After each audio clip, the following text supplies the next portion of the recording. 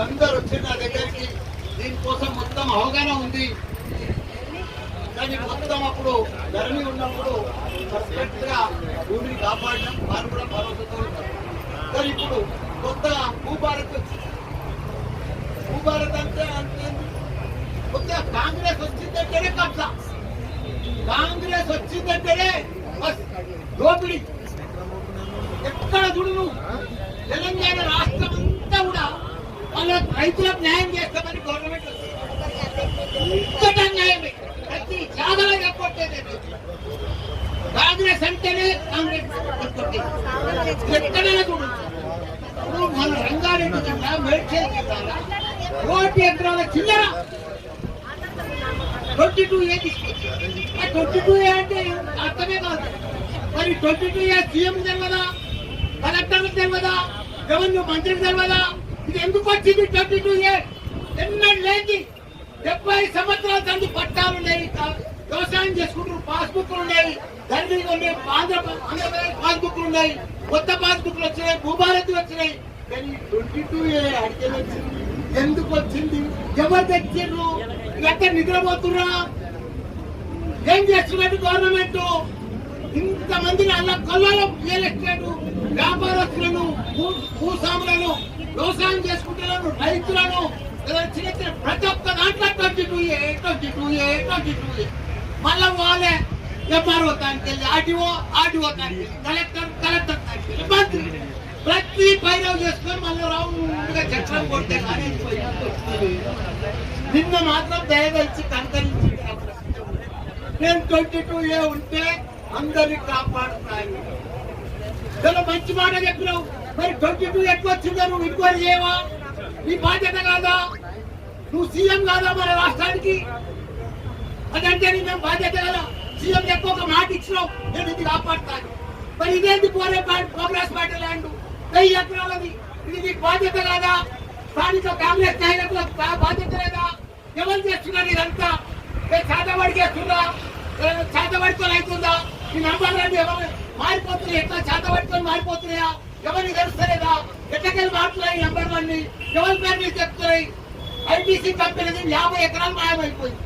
మరి చేతబడి మాయం చేసినా? ఎట్లా మాయం చేసింది భూమి? ఎవరి పేరు మీద పోయింది? ఎవరికి చెప్తున్నది? ఎందుకు చెప్తున్నది? ఎందుకు చేస్తున్నారు? 50 పాస్బుక్ 1975లో ఉంది. 50 ఇల్లు అయిపోయింది. పాస్బుక్ వచ్చి, ప్రొసీడింగ్ వచ్చి, అప్పటి సంగతి వ్యవసాయం చేసుకుంటున్నారు.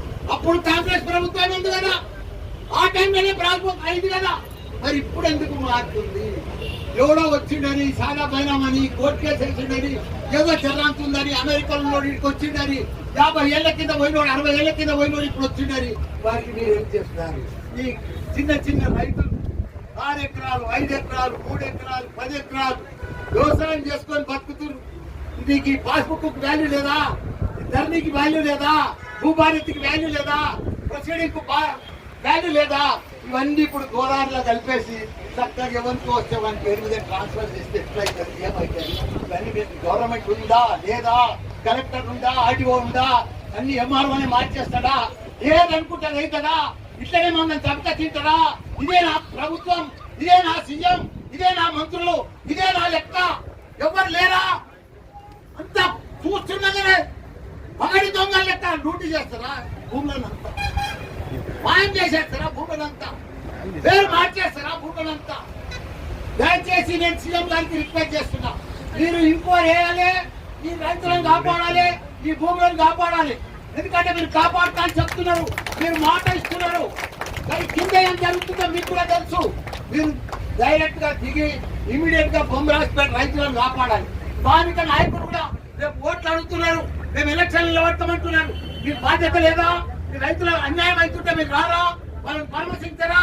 వాళ్ళని కాపాడరా? మీ గవర్నమెంట్ ఉన్నప్పుడు మీ సీఎంలు, మీ మంత్రి దానికి దొరకపోరా రైతులను? రైతు దాని ఇదే మాదిరిగా మన కోదండరామరెడ్డి సార్ వచ్చింది, ఇదంతా భూమి తిరిగిపోయిండు, 1000 ఎకరాలు తిరిగిండు. ఆయన రిపోర్ట్ కూడా ఇచ్చిండు గవర్నమెంట్ కు. ఈ రైతులకు వీళ్ళకే న్యాయం జరగాలి, ఈ భూమి వీళ్ళకే ఉన్నది, ఈ పట్టాలని వీళ్ళే, వీళ్ళని కరెక్ట్ అని చెప్పి రిపోర్ట్ కూడా ఇచ్చిండు. మరి కోదండరామరెడ్డి సార్ ఇచ్చిన దానికి కూడా వాల్యూ లేదా? ఆయన వచ్చిపోయిన దానికి కూడా లేదా? ఆయన ఒక ఎమ్మెల్యే, ఎమ్మెల్సీ ఆయన కూడా పెద్ద మనిషి. మీ పార్టీలో దాంట్లో కూడా పార్టీ ఉన్నాడు కదా, అంత పెద్ద మనిషి కూడా ఈ పేద రైతులను కాపాడుతుంది వచ్చినప్పుడు మీరు ఆయన మాట విధానం. దయచేసి నేను గవర్నమెంట్కి చెప్తున్నా, ఈ భూమి మీరు కాపాడే బాధ్యత, రైతులను కాపాడే బాధ్యత మీది. తప్పకుండా మీరు కాపాడాలి. తప్పకుండా మేము వదిలేదే లేదు. బొంబిరాజ్పేట రైతుల తరఫున టీఆర్ఎస్ ప్రభుత్వం ఉంటుంది, మా కేసీఆర్ కేటీఆర్ ఉంటాడు. మేము వాళ్ళ అండా నిలబడతాం. ఎవరు వస్తాడో రమ్మని, ఎట్లా వస్తుందో పేరు మారుతుందో చూడమని గ్యారెంటీగా మేము వాళ్ళ తరఫున ఉంటాం. ఒక్క గుంట ఒక్క భూమి కూడా ఇవ్వం వాళ్ళు. మేము తప్పకుండా ఇక్కడనే ధర్నా చేస్తాం. వాళ్ళని వదలం. ఎవరు వస్తాడో చూస్తాం. ఈ ఆర్డీఓ కానీ ఎంఆర్ఓ కానీ మీరంతా మోసం చేసి ప్రభుత్వానికి ప్రకృతి పడి వీళ్ళు రాత్రి పేరు మారుతున్నారు. వీళ్ళని కూడా భర్తాం. ఎందుకంటే ఎవరు ఇచ్చేయలేదు. తప్పకుండా రైతుల పక్షాన్ని ఉంటాం. మా కేసీఆర్ తప్పకుండా మమ్మల్ని అందరూ ఇక్కడ పంపించిండు.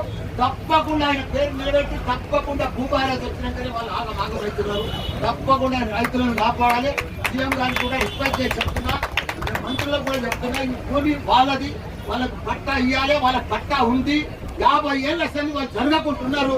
దాన్ని ఎక్కడ కూడా ఎవరికో వచ్చిన వినామీ సాదా పరిణామని చెప్పి పేరుతోటి రాష్ట్ర పత్రి మేము వినము. తప్పకుండా వాళ్ళ పక్షాలు ఉందో వాళ్ళ భూమి కాపాడుతాం. వాళ్ళ ఇబ్బంది కూడా మనకి జై తెలంగాణ, జై కేసీఆర్. మల్లారెడ్డి సార్ గారికి మరొకసారి శిరసాభివందనం, పదాభివందనం సార్. మా రైతుల గురించి పెద్ద ఎత్తున మీరు ఆ రోజు సపోర్ట్ ఇచ్చారు, ఈ రోజు చెప్తా ఉన్నారు. మా రైతులకు